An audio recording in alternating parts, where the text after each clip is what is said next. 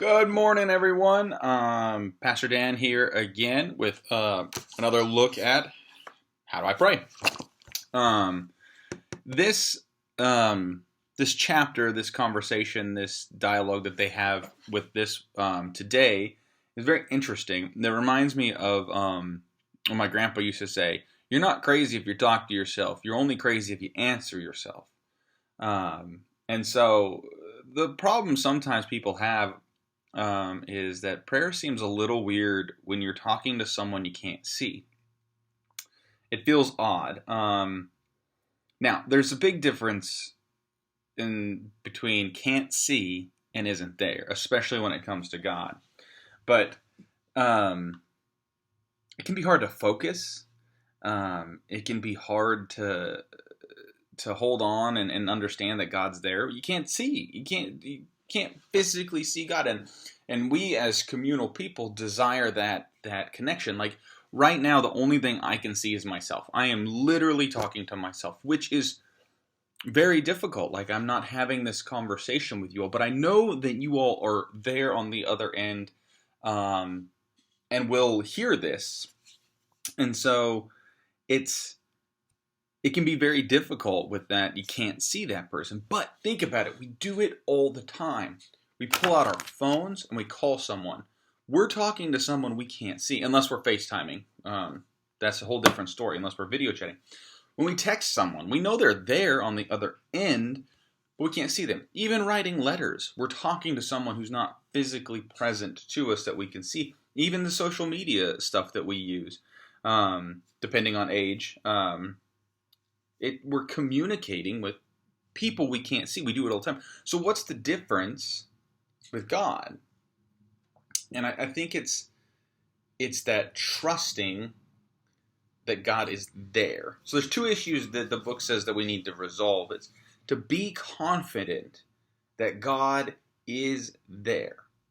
That God is there. To have that confidence. Now, but that comes with time. That comes with effort. That comes with the work of doing prayer and building the relationship, right? We said that praying is about a friendly relationship.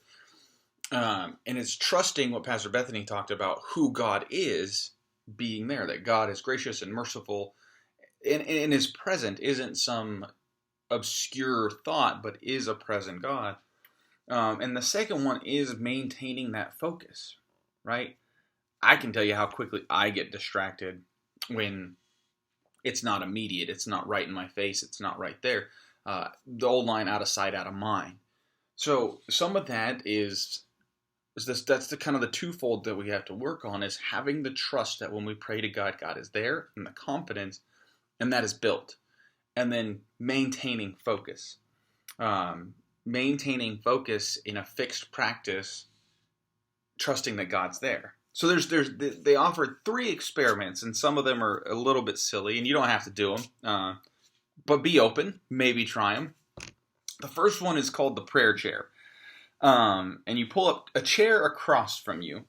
So like in my office, I got my chairs over here, so I would just look at that chair, and now I imagine Jesus.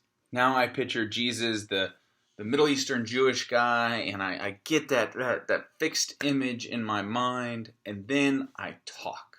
I talk to him. I talk to the imagined filled chair across from me, and I have a dialogue. Now remember, this is a conversation, so there has to be a moment in the conversation between friends where we stop talking and we listen. So back and forth, have a conversation with what is an empty chair, but it's not an empty chair. We're putting Jesus in that chair so that we can have that conversation. Or if you drive by yourself to work, put Jesus in the passenger seat and talk to him there. Have a conversation while you drive, making that time more than just a worrisome, filled time of what's the workday going to be like, full of questions, but maybe have that conversation there. Now, I think here's part of the key. Wrap the conversation up when you're done. Say goodbye. Put the chair up. Do that stuff. As the focus maybe kind of dwindles, wrap it up. Have a nice day, and move on.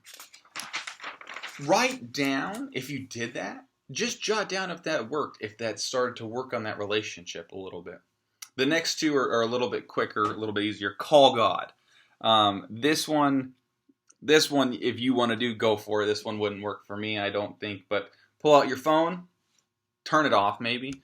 Do what you do when you call someone. If you wander around, wander around. I'm a pacer when I talk on the phone.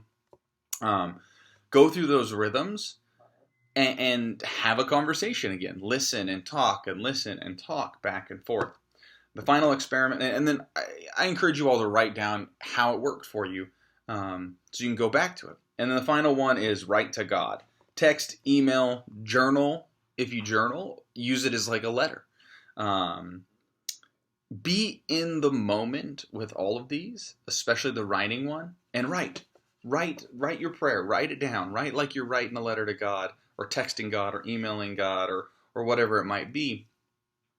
And then do not worry about your spelling or your penmanship. Just put it out there. Put out how you feel.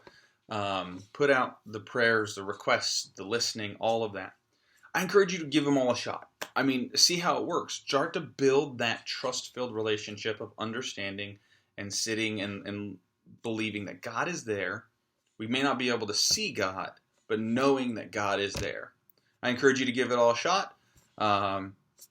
Reach out to me if you try it. I'd love to hear how these go for you. I'd love to be able to encourage you all in this and walk alongside you. So reach out if you want to.